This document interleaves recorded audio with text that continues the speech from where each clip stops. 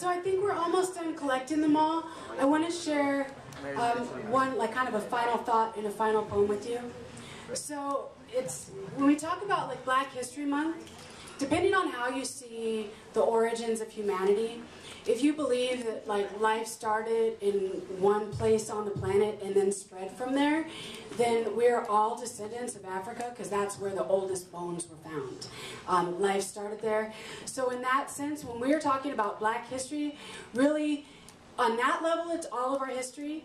I would also say that even if you do believe in like kind of polygenesis, that life started in various different places, and maybe that's not your cup of tea, that I would say Black History Month is still important to everyone, because this country wouldn't exist the way that it does. It wouldn't be here were it not for the labor, the invention, the science, the creativity, and the genius of Black people that have contributed to this society, not only in slavery, but even before that, because we came here to the Americas before we came in boats as captured Africans. We actually had traveled the world as explorers and scientists and philosophers, etc.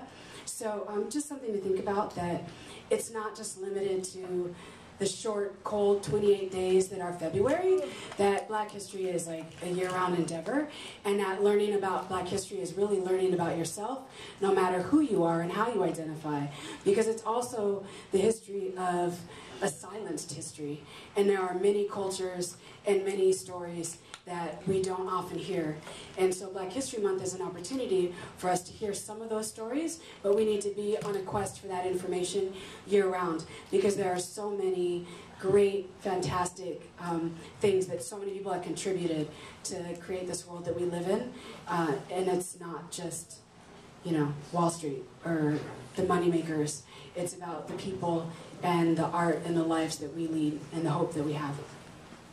So one way that people refer to that, the forced migration, is the diaspora. So there's this African diaspora that happens when folks go to the West Coast and start grabbing people and then distributing them throughout the planet. So there's a mythology around Osiris and Isis, also known as Asar and Aset.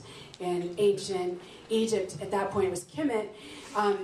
They were like the two of the main like god, goddess of the mythology, and one of the stories is that one of the big stories about them. So they're kind of seen as like complementary pair opposites. So sometimes they're referred as brother and sister, sometimes they're referred to as husband and wife, but it's this idea of complementary opposites. So the story goes that Osiris was cut into pieces by Set out of jealousy, and his pieces were scattered across the world, and Isis goes and retrieves all the pieces.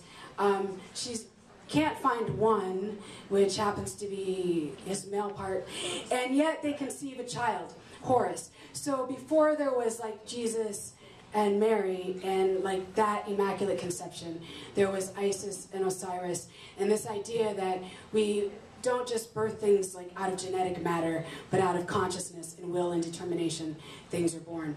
So that can also be looked at as a metaphor for the diaspora. So as a nation, you know, Black people were ripped asunder into different pieces and cast throughout the world.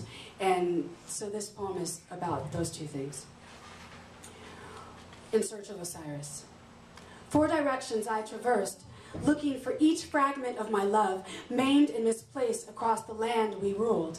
His smile that sliced the dark sky with light, my tears creating chasms, dividing nations, his arms spread too wide to take hold, my hands torn from carrying the weight of severed pieces, found throughout the shadows of hate, darkening each road I searched. How fast did Set run with his body, casting it to the sands of deserts, wet soil of the marshes, as if my brother could ever be forgotten when gods do not die.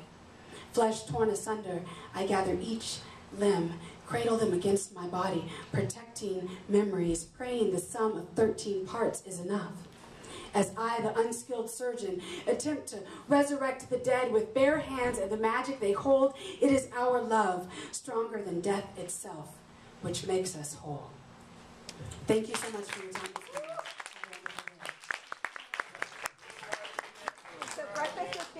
in the cafeteria. If you guys want to head down to the cafeteria for breakfast, and then you'll go to your fourth period class. Thanks, everybody.